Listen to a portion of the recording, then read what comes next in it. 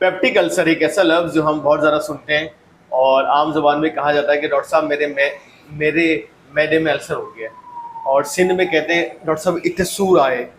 तो ये peptic ulcer यानी कि मैदे के अल्सर बहुत ज़्यादा बढ़ता जा रहा है और इसकी तादाद बहुत ज़्यादा बढ़ रही है। तो आज हम बहुत ही डिटेल एनालिसिस करेंगे, समझेंगे पेप्टिक अल्सर क्या होता है, कैसे इसका इलाज करवाना है, क्या क्या डायग्नोसिस और क्या क्या होम्योपैथिक की अद्वियात इसमें हम ले सकते हैं। पूरी वीडियो में हम ये समझेंगे इंशाल्लाह। पेप्टिक बेसिकली कहा जाता है स्टमक और स्मॉल इंटेस्टाइन को ना। तो अगर मैदे में या छोटी आंत में जख्म हो जाए उसको हम कहते हैं कि पेप्टिक अल्सर हो।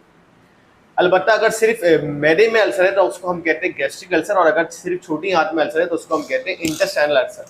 लेकिन पेप्टिक अल्सर का लफ्ज बेसिकली एक कंबाइंड वर्ड है छोटी आंत और मैदे के लिए। इसका मतलब ये कि अगर पेप्टिक अल्सर आपको डॉक्टर कह रहा है तो आपकी छोटी आंत और आपका मैदा दोनों मुतासिर है। पहचान क्या है कि किसी को अल्सर हो गया? पॉइंटेड पेन होगा। मिसाल के ऊपर कोई कहता है डॉक्टर साहब मेरे पूरे यहाँ पेट में दर्द है, कभी होता है कभी नहीं होता, तो ये अल्सर नहीं। अल्सर में कहेगा डॉक्टर साहब मुझे यहाँ दर्द है, आप बोलेंगे यहाँ नहीं नहीं नहीं नहीं यहाँ दर्द है, मैदे के सेंटर ऑफ द स्टमक। अगर कहीं और है तो वहाँ बताएगा, लेकिन मोस्ट प्रोबेबली यहीं पे होता है। तो पॉइंटेड पेन, क्योंकि अल्सर बेसिकली क्या है, जख्म है। मिसाल के तौर पे आपकी उंगली से मैं यहाँ खाल उतार दूं और आप बोलेंगे, आप क्या बोलेंगे डॉक्टर साहब यहाँ दर्द है, ओरिजिन ये है, यहाँ आसपास भी है लेकिन ओरिजिन ये। और हम जानते हैं अगर उंगली से खाल हट जाए, जख्म हो जाए तो पानी लगेगा तो दर्द होगा। इसी तरह कि जब पेप्टिक अल्सर होता है जनाब, तो कुछ भी आप खाएं, कुछ भी पिए, वो सीधा मैदे पे जाके यहाँ बीच में लगता है और सीने में जलन, हार्ट बर्न, ऐसा लगता है कि घबराहट, बेचैनी हो रही है। बहुत सारे मरीज मेरे पास आते हैं, डॉक्टर साहब ऐसा लग रहा है हमारा बीपी हाई हो रहा है, दिल बंद हो रहा है, लेकिन जब चेक करते हैं तो उनको पेप्टिक अल्सर होता है, बीपी बिल्कुल नॉर्मल होता है। इसकी पहचान भी है कि अगर आपको घबराहट, बेचैनी लग रही है तो आप फौरन बीपी चेक करवाएं। अगर बीपी नॉर्मल है तो आप समझ जाए ये जो घबराहट, बेचैनी है, ये जो दिल का मसला है, ये दिल का मसला नहीं, ये बेसिकली आपका मैदा इसमें मुतासिर है, ठीक है ना, स्टमक इसमें मुतासिर है, तो ये पेप्टिक अल्सर हो गया।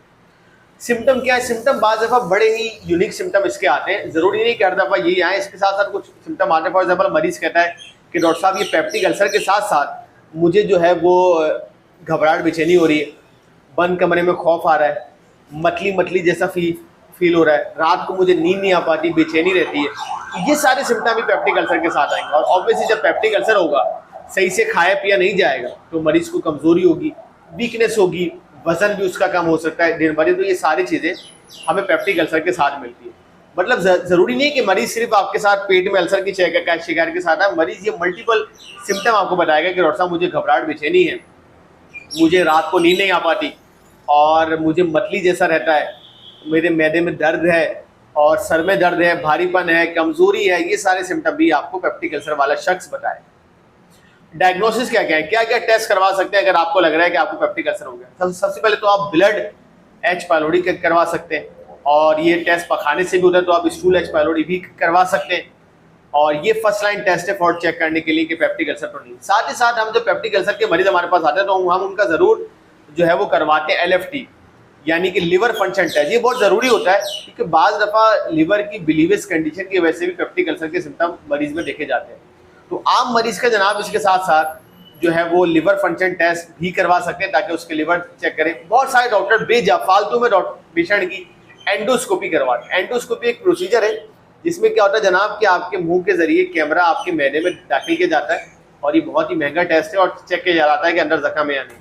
अलबत्ता इसमें जख्म तो आता है, ज़ाहिर है एंडोस्कोपी कैमरा डाल के देख रहे हैं, लेकिन ये बहुत तकलीफ दे अमल है और तकलीफ दे के साथ साथ ये बहुत महंगा भी है। तो शुरू में मरीज को मैं एडवाइस नहीं करता, लेकिन देख रहा हूँ कि बाज़ डॉक्टर शुरू में ही बस मरीज ने बोला डॉक्टर साहब मेरे यहाँ दर्द है, फौरन एंडोस्कोपी करवा ली। नहीं, ऐसा नहीं करें। आप पहले मरीज का एच पायलोडी करवाएं। अगर एच पायलोडी पॉजिटिव या नेगेटिव आता है और उसमें आपको कंफर्म नहीं हो पाता, फिर आप आगे एंडोस्कोपी की जानिब जाइए, इलाज की जानिब आप जाए। होता क्यों है जनाब? बाहर का फास्ट फूड का खाने की वजह से होता है, और एक बहुत बड़ी वजह जो अभी सामने आ रही है एच पायलोडी और ये पेप्टिक अल्सर की, वो है आपका स्ट्रेस, टेंशन लेने से।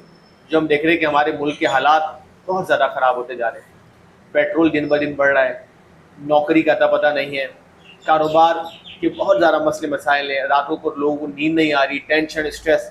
ये टेंशन स्ट्रेस आपको मैदे का अल्सर भी करता है, क्योंकि टेंशन और स्ट्रेस में क्या होता है कि आपका मैदा जो है वो आपका पैरासिम्पैथेटिक और सिम्पैथेटिक नर्वस सिस्टम जब एक्टिवेट होता है तो आपके मैदे में एसिड ज़्यादा फेंकता है, और इस एसिड फेंकने की वजह से क्या होता है जनाब? इस एसिड फेंकने की वजह से ये होता है कि आपके मैदे में जख्म बनते हैं, आंतों में जख्म बनते हैं। और आपको पेप्टिक अल्सर हो जाता है।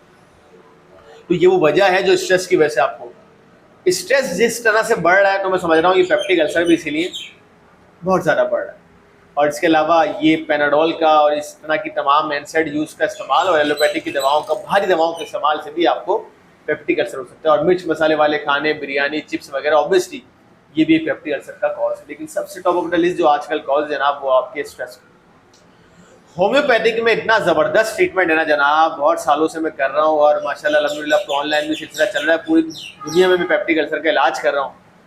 और ऐसी ऐसी दवाएं हैं अल्हम्दुलिल्लाह होम्योपैथिक में जिससे पेप्टिक अल्सर बहुत सालों पुराना भी मेरे पास आते हैं। हमें डॉक्टर साहब 10 साल से राइजेक खा रहे हैं, डॉक्टर साहब 15 साल से ईसो खा रहे हैं, वो सारी दवाएं छूट जाती हैं उनके। अल्हम्दुलिल्लाह डॉक्टर साहब ल्यूकेन पी रहे हैं और ये गैस्ट्रिक के सिरप पी रहे हैं, राइजेक के शाशे पी रहे हैं, और ये सारी जो दवाएं हैं ना ये सब छूट जाती है होम्योपैथिक से। होम्योपैथिक में बड़ा ज़बरदस्त इसका इलाज है, लेकिन इलाज सिम्टोमेटिक है।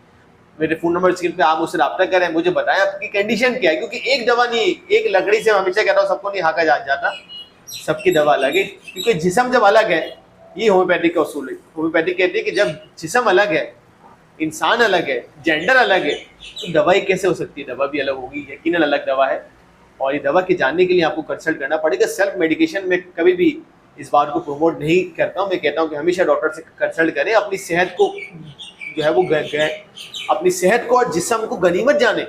ये आपके लिए बहुत बड़ा तोहफा है, अल्लाह का बहुत बड़ी नेमत है। तो ऑनलाइन अल्हम्दुलिल्लाह मैं अवेलेबल हूँ और मेरे नंबर स्क्रीन पर है, आप मुझसे रब्ता कर सकते हैं। मैं आपको बताऊंगा कि आपको पेप्टिक अल्सर है भी या नहीं है, क्योंकि बात को कन्फ्यूजन है कि मुझे पेप्टिक अल्सर है लेकिन उसको होता नहीं। तो हम ये जानेंगे कि आया आपको पेप्टिक अल्सर है या नहीं है, और साथ साथ इसका इलाज जानेंगे कि कौन कौन सी दवाएं हैं जो आप ले सकते हैं। और आप जानते हैं कि पाकिस्तान में तो अल्हम्दुलिल्लाह हर जगह अवेलेबल है, और इंडिया में भी, और बाकी अब तो मुल्कों में भी होम्योपैथिक, जैसे कि दुबई में मेरे बहुत सारे मरीज हैं तो अल्हम्दुलिल्लाह आराम से मेडिसिन अवेलेबल हो जाती है उनको वहाँ भी, और पाकिस्तान में तो अल्हम्दुलिल्लाह हर जगह अवेलेबल है। तो अगर आप जो चाहेंगे आपके लिए फैसिलिटी बनाएंगे और आपको ठीक करेंगे, हमारी जिम्मेदारी है इंशाल्लाह। तो अगर आपको सालों पुराना पेप्टिक अल्सर है और बहुत सारे टेस्ट करवाएं, एंडोस्कोपी, तो हमसे रब्ता करें, हम इंशाल्लाह आपको ऐसी होम्योपैथिक की दवा देंगे कि आपका पेप्टिक अल्सर दूर भाग जाएगा, आप खाने पीने लग जाएंगे, आपको मतली जैसा बंद हो जाएगा और आपकी क्वालिटी ऑफ लाइफ बेटर हो जाएगी इंशाल्लाह। तो मुझे उम्मीद है कि ये वीडियो पसंद आई होगी आपको। ज़रूर इसको लाइक करें, चैनल को सब्सक्राइब करना ना भूलें और अपने दोस्तों के साथ शेयर करें जिनको पेप्टिक अल्सर आप समझते हैं कि हो। अपना रखिएगा बहुत सारा ख्याल। अल्लाह हाफ़िज़।